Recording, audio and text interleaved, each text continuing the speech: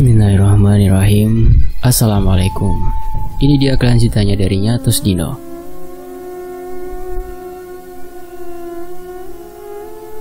Mbah Uti benar-benar payah terhadap dirinya sendiri karena tak mampu menjaga cucunya, sehingga menjadi rongrongan kalong wewe tersebut. Selepas kejadian itu, Badri dan Abah masuk ke dalam rumah. Dia mendapati Mbah Uti sedang terduduk lesu di ruang tamu. Agung saat itu sudah tertidur karena menjaga istri serta anaknya. "Apa yang membuatmu sedih, Mbah?" tanya Badri. Mbah Uti terdiam. Dia menatap rona wajah Badri yang kusam dan berkeringat itu.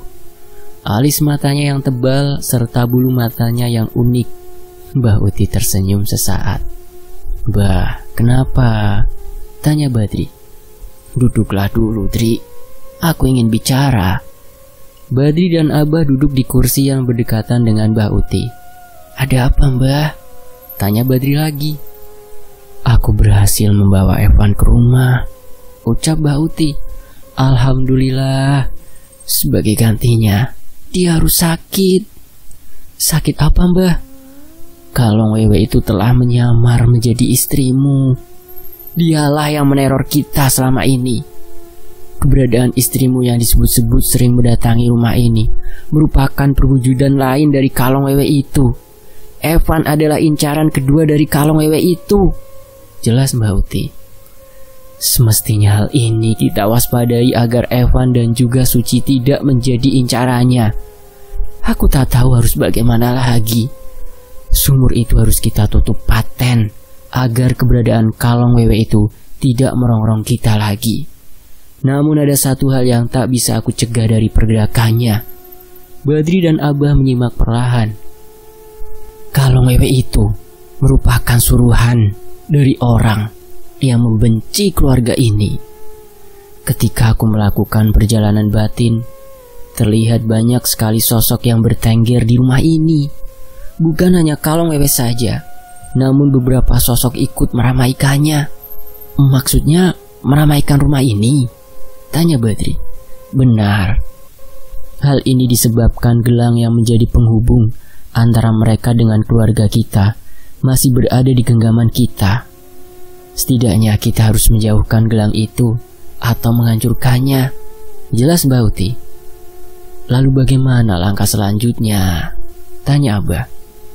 Mbah Uti memegangi tangan Abah. Matanya berkaca-kaca sambil mengucapkan satu kalimat yang mengejutkan. "Jika ini tidak berhasil, maka keluarga kita akan selalu diincar oleh kalong wewe itu," jelas Mbah Uti. Sejauh ini, Mbah Uti telah banyak membaca pergerakan kalong wewe itu. Namun dia belum tahu siapa pelaku dari kiriman itu. "Kita harus terus waspada untuk menuju hari ke-100 kematiannya. Kalong wewe itu menempati makam istri Mudri. Kita tidak bisa mengusirnya," ucap Mbah Uti. "Mbah, apapun caranya akan aku lakukan, Mbah," ucap Badri. "Tidak ada cara lain, Dri, selain menemukan pelaku di balik ini semua. Entah siapapun pelakunya, aku yakin dia telah merekam jejak perjalanan keluarga ini." "Itu artinya orang itu telah mengetahui banyak hal tentang keluarga kita, Mbah?" tanya Badri. "Benar. Karena itu, aku tak bisa merespon lebih dalam terhadap perjalanan batinku karena beberapa pergerakanku terbatasi. Sehingga aku tak bisa merasakan energi mana yang menjadi penghubung antara kalong wewe itu dengan pelaku," jelasnya. "Memang aneh. Kita semua telah tertipu oleh pergerakan pelaku. Pelaku memang cerdik memainkan situasi. Dia selalu menyerang orang-orang yang memiliki emosi yang tinggi dan labil." "Maksudnya, Mbah?" "Maya, Evan, Suci, ketiganya memiliki emosi yang tinggi dan labil." "Mbah, jika kalong wewe itu menyamar menjadi istriku, berarti selama ini kita diteror oleh si sosok itu. Apakah ada kemungkinan Ranti akan mendatangi rumah ini?" tanya Badri. "Kemungkinan dia akan datang, tapi aku tak bisa memprediksi lebih jauh tentang itu. Jika begitu, tugas kita adalah menjaga Maya Suci dan juga Evan. Lalu kita harus membuang jauh gelang itu dan menghancurkannya. Apakah itu benar?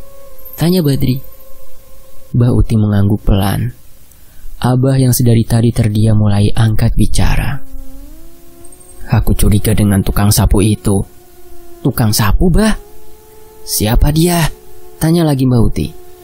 Beberapa hari kemarin, Evan dan Suci mendapati tukang sapu yang sedang membersihkan sumur. Sesekali sumur itu disiram menggunakan air kembang, lalu dibersihkan. Ucap Abah. Itu adalah pelakunya. Apakah dia warga sini? Tanya Mbah Uti. Bukan. Dia tidak terlihat seperti warga sini. Hanya saja, aku tak sempat memergokinya karena dia tahu keberadaanku yang langsung memandanginya dari kejauhan. Ucap Abah. Mbah Uti terus mengingat siapa tukang sapu itu. Hari sebelum kematian Ranti, memang ada tukang sapu yang membersihkan halaman rumahnya serta sumur itu. Berarti pelaku telah menaruh kalong wewe itu bertahun-tahun lamanya sebelum kematian Ranti. Ucap Mbah Uti. Maksudnya, Mbah? Tanya Badri. Pelaku itu merupakan orang yang tidak menyukai Ranti. Aku yakin itu. Jika memang benar prediksiku, dia akan datang di hari ke-100 kematian Ranti. Ucap Mbah Uti. Mengapa harus ke-100, Mbah? Karena di hari itu, tubuh Ranti akan kembali ke alamnya. Sebelum kembali, dia akan ditarik kembali untuk dijadikan wadah bagi kalong wewe itu. Kita harus waspada. Atas penjelasan Mbah Uti, Badri semakin paham. Ternyata selama ini keluarganya telah kecolongan. Ingat, jaga Suci, Maya, serta Evan hingga hari ke-100. Jangan pernah kecolongan lagi. Sosok itu bisa menyamar menjadi siapa saja. Baik, Mbah. Obrolan kemudian ditutup. Badri menuju ke kamar Evan dan mendapati Evan tengah tertidur. Badri memeluk tubuh Evan yang sedang sakit itu. Tubuhnya panas dan sangat pucat. Evan, Papa pasti akan menyelesaikan ini semua. Papa sayang Evan. Papa gak mau kehilangan permata satu-satunya di hati Papa. Ucap Badri sambil menitikkan air mata kasih sayangnya pada Evan. Hari ke-42. Selama berhari-hari, Mbah Uti dan Abah menjaga Evan juga Suci. Jangan nakal ya, mainnya di rumah saja. Ucap Abah. Iya, Bah, jawab Suci dan Evan. Mereka berdua kembali ke kamar. Bah, apakah mereka berdua gak apa-apa di dalam kamar aja? Ucap Mbah Uti. Itu adalah keputusan yang tepat untuk keselamatan mereka berdua. Jawab Abah. Srek, srek, srek. Bah, kok ada yang nyapu di depan rumah? Tanya Mbah Uti. Abah dan Mbah Uti langsung berlari menuju jendela rumah. Terlihat dengan jelas wanita berusia 70 tahunan sedang menyapu di depan rumahnya. Perempuan itu, ucap Mbah Uti. Siapa, Mbah? Tanya Abah. Wanita penyembah setan, jelas Mbah Uti. Wanita itu menengok ke arah jendela rumah dan mendapati Mbah Uti serta Abah sedang memergokinya. Bah, ucap Mbah Uti. Abah langsung membuka pintu, namun sangat disayangkan wanita tua itu sudah pergi dari rumahnya. Entah kemana arahnya. Kemana dia? Tanya Abah. Mbah Uti masih memandangi bekas yang disapu oleh wanita itu. Dia mendapati sebuah rambut yang mirip pernah ditemuinya di sumur. Rambut ini seperti yang pernah aku temukan di sumur itu, ucap Mbah Uti. Ada apa, Mbah? Tanya Abah. Mbah Uti langsung berlari menuju sumur. Dia memperhatikan dengan seksama sumur itu yang pinggirannya berbau kembang kantil. Wanita itu benar-benar berbahaya. Mbah Uti pun kembali menuju Abah. Kapan sumurnya mau ditutup paten? Malam ini, jawab Abah. Jangan lupa, setelah itu suruh Agung dan Badri menuju rumah Mbah Wanto. Mungkin dia tahu apa yang harus kita lakukan. Baik, nanti aku sampaikan. Mbah Uti dan Abah masuk ke dalam rumah untuk mengecek cucu-cucunya. Di dalam kamar, Evan dan Suci sedang berbicara empat mata mengenai rumahnya yang sedikit berhantu. Suci, kamu enak gak tinggal di sini? Enak kok, karena Mbah dan Abah sayang sama Suci. Bukan itu, Terus apa? Rumah ini kan berhantu. Kemarin aku diculik sama kalong wewe. Coba pegang badan aku, masih panas nggak? Tanya Evan. Suci pun memegangi dahi Evan. Panas banget, kayak kompor. Emang kamu diculik kemana aja? Seingat aku, kalong wewe itu mandiin aku di sungai. Tapi aku nggak tahu di sungai mana. Terus, aku diajak ke sebuah pohon dekat kuburan. Aku inget, kuburan itu mirip kuburan mama aku. Habis itu, kalong wewe itu nawari roti. Jelas Evan. Ih serem, kamu makan gak? Tanya Suci. Tiba-tiba Abah dan Mbak Uti masuk. Kalau Evan makan roti yang dikasih sama kalong wewe itu, nanti Evan gak bakal bisa ngomong seperti sekarang. Jelas Mbak Uti tiba-tiba. Abah, Mbah. Evan dan Suci langsung memeluk kakek dan neneknya. Besok juga Evan sembuh. Yang terpenting jangan keluar kamar ya, pinta Mbah. Iya Mbah. Tapi emang kalong wewe itu bawa roti di bajunya? Tanya Suci dengan polos. Rotinya kalong wewe itu kotoran. Jadi kalau Suci dan Evan makan roti dari kalong wewe berarti Suci dan Evan makan kotoran dong. Weh, jawab mereka berdua. Cucu-cucu Mbah udah pada besar ya, ucap Mbak Uti. Evan dan Suci tertawa bersamaan. Mereka berdua seperti menikmati momen itu dengan lepas. Abah dan Mbak Uti bersikeras menjaga Suci serta Evan. Lain hal dengan Maya, kondisinya belum juga membaik. Maya masih belum sadarkan diri. Sepertinya Maya juga masih terbius dengan energi jahat yang memasuki tubuhnya. Setelah selesai menemani Evan dan Suci, Mbah dan Abah menyuruh keduanya untuk tidur. Jangan lupa baca doa ya, ucap Mbak Uti. Iya Mbah. Mbah dan Abah keluar dari kamar. Setelah keluar, mereka berhenti di hadapan kamar milik Maya. Aku takut Maya juga akan terlibat lebih jauh dengan masalah ini. Yang pasti, Maya sudah berlubang. Bisa jadi, kapan saja sosok itu masuk ke tubuh Maya, itu akan sangat berbahaya. Jelas Mbak Uti. Mbah dan Abah berjalan lagi menuju kamarnya. Tugasnya sudah sedikit selesai. Tinggal menunggu sumur itu ditutup dengan paten. Mbak Uti masih memperhatikan gelagat Maya yang pernah menuduhnya karena sesuatu hal. Setidaknya Maya masih bisa diberi kesempatan untuk tetap hidup walaupun tubuhnya telah berlubang. Malam hari penutupan sumur, hari ke-42 kematian Ranti. Sudah siap semua? Ucap Abah. Agung dan Badri mengangguk paham. Mereka bertiga pun segera mengerjakan penutupan sumur secara paten. Maya dan Mbah Uti berada di kamar Evan. Bersamaan dengan Suci, mereka sedang berbicara mengenai suatu hal. Apa kita keluar saja dari rumah ini, Mbah? Kasihan anak-anak, ucap Maya. Maya, kita harus bertahan dulu sebentar. Jangan sampai kita kalah dari godaan yang menyesatkan, ucap Mbak Uti. Evan dan Suci sedang asik bermain. Mereka tertawa ria. Lihatlah Maya, mereka berdua tampak senang. Kini tinggal kita para orang tua untuk selalu menjaganya, ucap Mbak Uti lagi. Siapa pelaku di balik ini semua, Mbah? Kita belum mengetahuinya.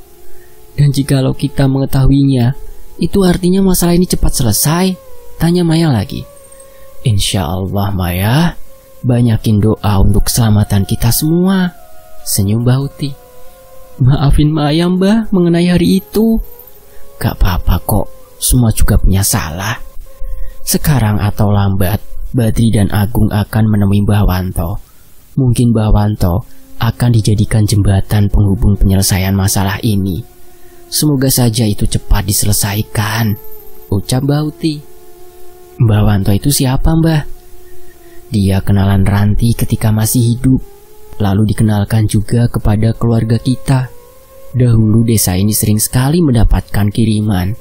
Hal ini menjadikan Ranti terus bergerilya, mematahkan semua kiriman hingga akhir nyawanya, ucap Mbak Uti.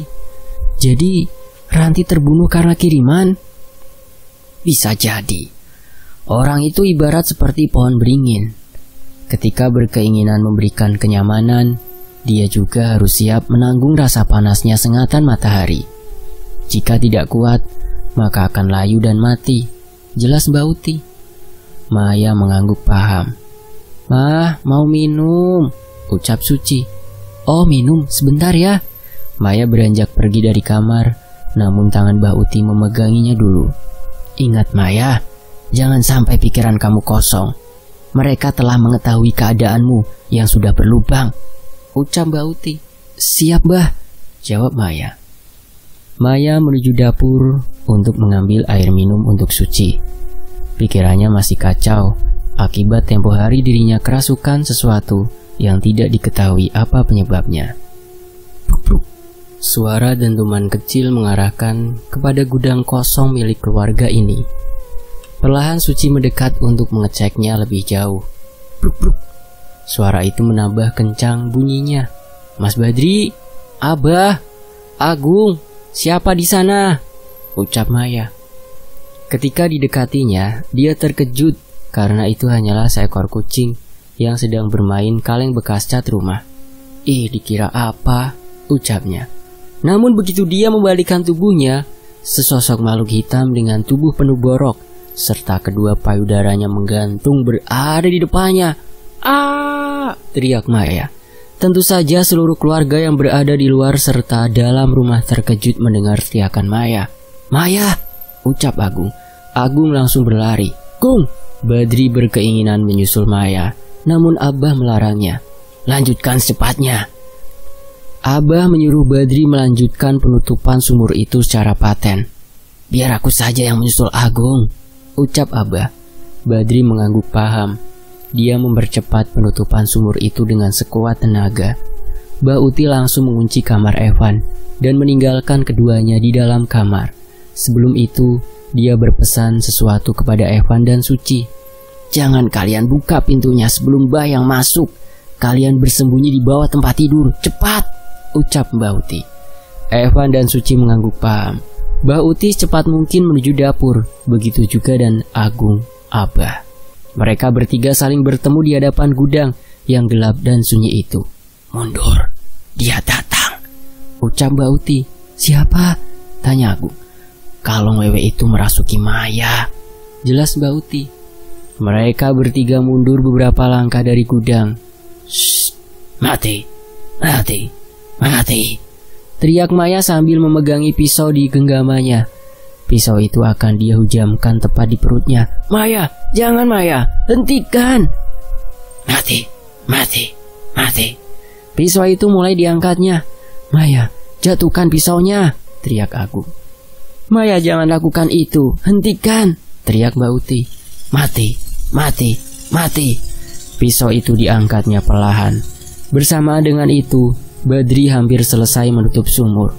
Maya, hentikan, teriak Agung. Dia berlari menuju arah Maya. Namun pisau itu sudah berada di perutnya dan sedikit lagi akan menusuk perutnya. Badri menyelesaikan penutupan sumur itu. Dia pun melemparkan sekop sambil berteriak. Ah! Bersamaan dengan itu, pisau yang digenggam Maya terjatuh dan gagal mengenai perut Maya. Tubuh Maya ambruk bersamaan dengan bunyi dentuman sekop yang dilemparkan oleh Badri. Maya! Teriak Agung sambil menghampiri Maya. Dia sudah pergi, ucap Mbak Uti. Abah dan Agung langsung menggotong tubuh Maya menuju kamar. Sedangkan Mbak Uti masih memandangi gudang rumah itu. Apa penyebabnya dia masih terus-menerus bermunculan? Tanya Mbak Uti. Nafas Badri naik turun. Tubuhnya terasa sekali pegalnya. Melakukan penutupan sumur dengan pengerjaan yang super cepat. Badri memandangi benda yang berkilau seperti emas yang terlempar bersamaan dengan pada saat dia melemparkan sekop itu. Badri pun beranjak bangkit untuk mengambil kembali benda itu. Kaki kirinya dia seretkan ke tanah karena uratnya yang tegang ketika dia memaksa pengerjaan penutupan sumur itu dengan paksa.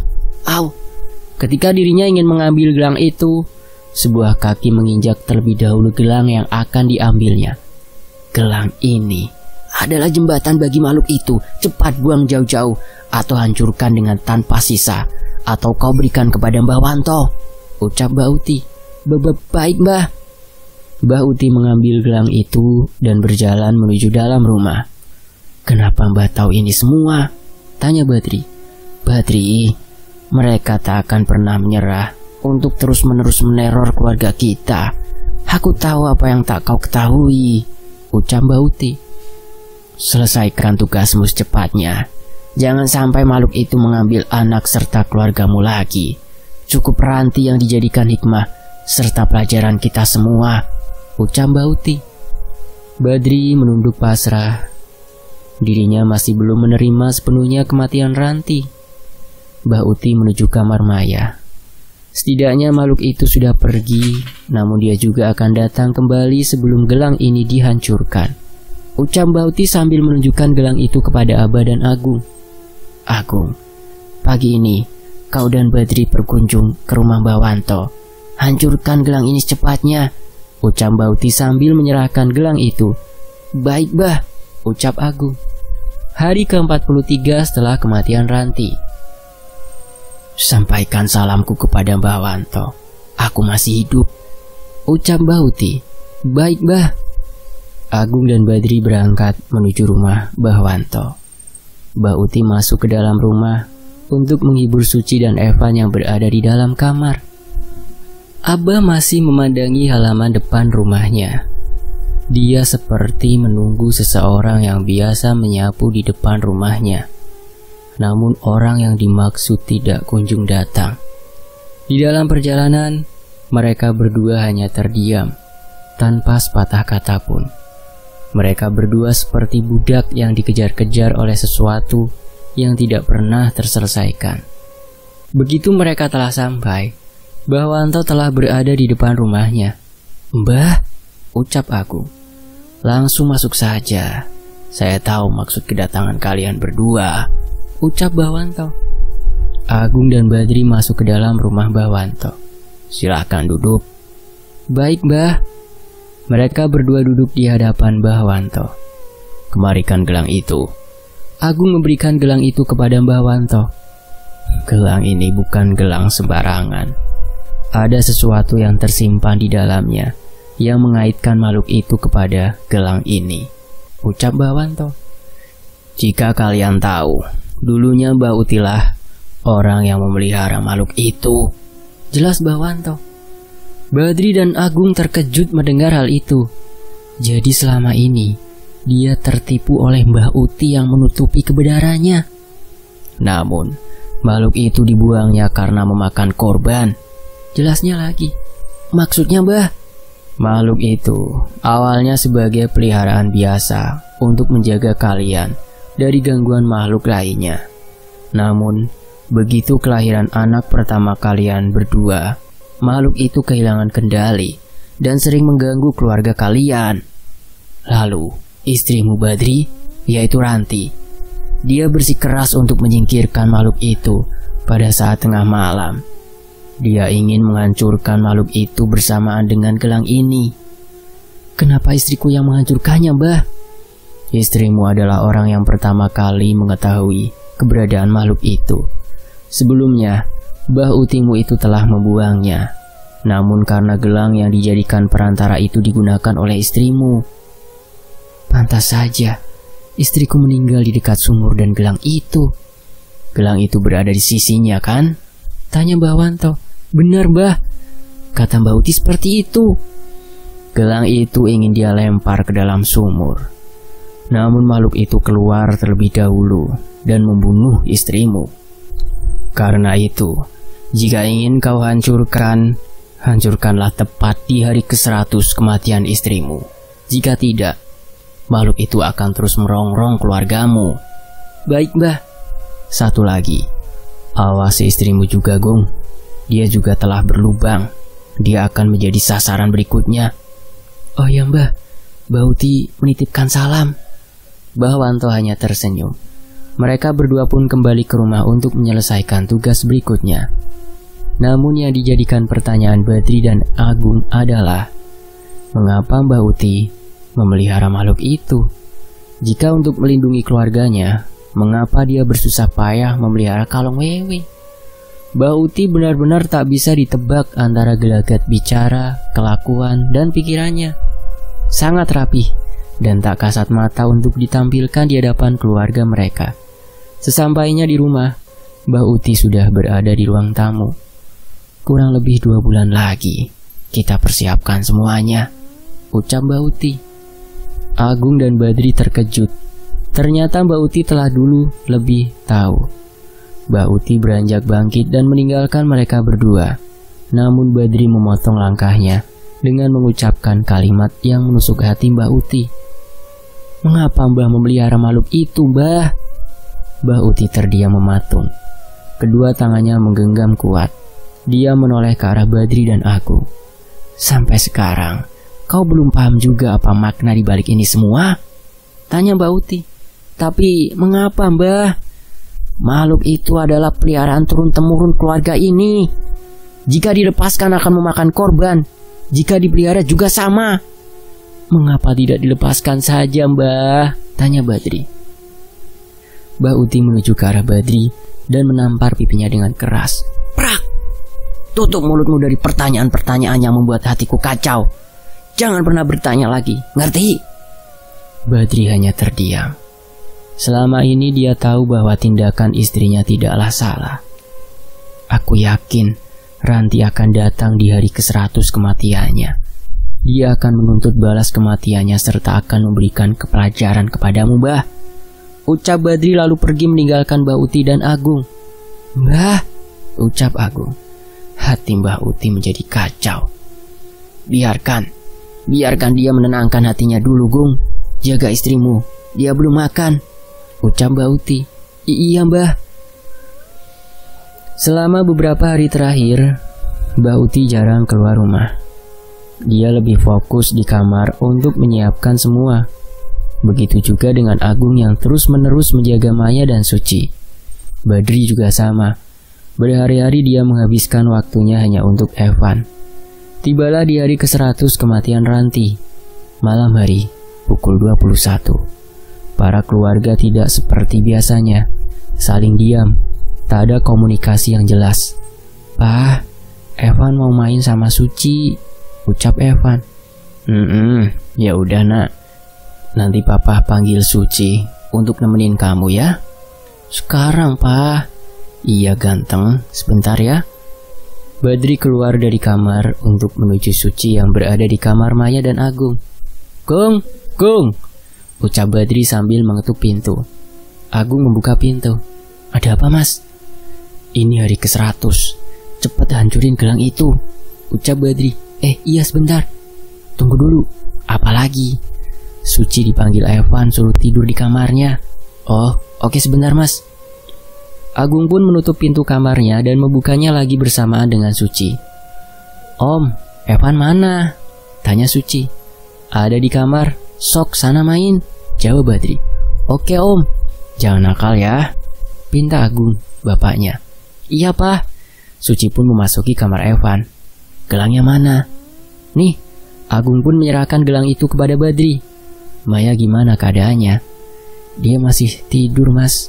Udah lumayan enakan badannya, cuman masih pusing aja," ucap Agung. "Langsung kita hancurkan gelang ini." "Tunggu, ada apa?" tanya Badri. "Gimana dengan Mbak Uti?" "Biarin aja, dia mungkin gak mau bantu kita," ucap Badri. "Ya sudah." Mereka pun menuju sumur sambil membawa palu berukuran besar yang biasa untuk memecahkan batu cadas. Agung dan Badri telah bersiap untuk menghancurkan benda itu tepat di atas sumur yang telah tertutup paten dengan semen. "Sekarang!" Agung pun mengangkat palu itu tinggi-tinggi dan bersiap untuk menghancurkan gelang. Papa!" teriak Evan dan Suci dari kamar. "Gung, itu Suci sama Evan." "Dri, cepat tolongin mereka. Biar aku saja yang menghancurkan gelang ini," teriak Agung. Badri pun langsung berlari menuju kamar dan mendapati keduanya sedang ditarik-tarik oleh kalong wewe yang payudaranya sampai menyentuh lantai. "Evan, Suci, buka pintunya." "Papa, tolong!" teriak Evan. Badri sekuat tenaga untuk mendobrak pintu itu dengan sekuat tenaga, namun pintu yang atasnya terdapat kaca itu tak bisa didobrak oleh tubuh Badri. Buka, cepetan buka!" teriak Badri sambil mendobrak pintu. "Papa tolong!" teriak Suci dan Evan yang kedua kakinya ditarik oleh kalong wewe itu. "Evan, Suci!" teriak Badri yang terus-menerus mendobrak pintu. Bersamaan dengan itu, Agung terus-menerus memukul gelang emas itu, namun sedari tadi tidak berhasil menghancurkannya. Kalong wewe itu telah mendekap kedua tubuh mereka. Jangan ngambil anak-anakku, jangan!" teriak Badri. Agung terus-menerus memukul gelang itu berkali-kali dengan sekuat tenaga. Di pukulan yang ke-100, dia berhasil mematahkan gelang itu. "Berhasil!" ucapnya. Dengan seketika, kalong wewe itu berteriak kencang sambil memegangi kepalanya dan melepaskan Evan serta Suci. "Evan, Suci, buka pintunya cepat!" Evan dan Suci pun berlari ke arah pintu dan membuka pintu itu. "Papa, Evan takut, Suci juga Om." Badri memeluk mereka berdua dan menutup kembali pintu kamarnya serta mengunci kamar itu dari luar. Evan dan Suci terus menangis karena trauma mendapati sosok itu muncul secara tiba-tiba dari dalam kamar. Hal yang serupa juga terjadi kepada Maya. Dia kerasukan sosok wanita. Maya terbangun dengan mata melotot dan menuju kamar Mbak Uti serta Abah. Mama mau kemana?" tanya Suci. Suci pun ingin menghampiri Maya, namun tangannya ditarik oleh Badri. "Itu bukan mamamu." Maya masuk ke dalam kamar Mbak Uti dan mendapatkan Mbak Uti serta Abah sedang tertidur. "Mau apa kau, Maya?" tanya Abah. Maya langsung menampar Abah dan jatuh tersungkur di dekat lemari. "Ranti, kamu kah itu?" tanya Mbak Uti. Tanpa banyak lama, Ranti langsung mencekek leher Mbak Uti dan menempelkannya di tembok. Hentikan Ranti!" teriak Mbak Uti. Mendengar hal itu, Agung dan Badri langsung memasuki kamar Mbak Uti dan mendapati Maya sedang mencekek leher Mbak Uti. "Ranti, sudah cukup!" teriak Badri. "Mbak Ranti, sudah cukup Mbak!" teriak juga Agung. Maya dirasuki oleh Ranti. Ranti yang sedang memasuki tubuh Maya itu terus mencekek leher Mbak Uti. "Ranti, ini Evan, dia kangen sama kamu," ucap Badri. Mama, udah kasihan nenek," ucap Evan sambil menangis. Ranti melepaskan cekikanya. Air matanya berjatuhan ketika mendengar suara Evan, anaknya sendiri. Mama udah pulang aja. Evan di sini baik-baik aja. Mama yang tenang di sana ya," ucap Evan. "Ranti, udah ya. Evan aku jagain terus." Ranti yang memasuki tubuh Maya itu menangis terseduh-seduh. "Maafin Mbak Uti Ranti," ucap Badri. "Sekarang keluarlah dari tubuh Maya. Kasihan Maya, kasihan Mbak Uti, kasihan Evan, kasihan kita semua ya," ucap Badri. Mama, Evan janji gak akan nakal. Evan gak ngelawan papa, Evan janji." Ranti yang memasuki tubuh Maya tersenyum dengan air mata yang membasahi pipinya. "Sekarang pulanglah Ranti, kami akan terus mendatangi kuburanmu," ucap Badri. Tiba-tiba angin berhembus kencang memasuki kamar Mbah Uti. Bersamaan dengan Uti, Ranti keluar dari tubuh Maya. "Maya!" teriak Agung sambil menangkap tubuh Maya yang sudah lemah itu. "Mas," ucap Maya. Mbak Uti masih memegangi lehernya sambil menangis. "Maafin Mbah," ucap Mbak Uti. Evan berlari menuju neneknya sambil memeluk Mbak Uti. "Mbah!" Badri tak kuasa menahan air matanya melihat sesuatu yang haru itu. Suci mendekati Maya sambil menangis. "Mama, Suci takut," ucap Suci. "Sekarang ada papa, Suci jangan takut lagi ya," ucap Agung. Abah terbangun dan mendapati suasana yang mengharukan itu. Dia pun beranjak bangkit sambil memeluk Badri. "Maafin Abah, Dri." "Iya, Bah." Dan keesokan harinya, satu keluarga sepakat untuk mengunjungi makam Ranti untuk berziarah.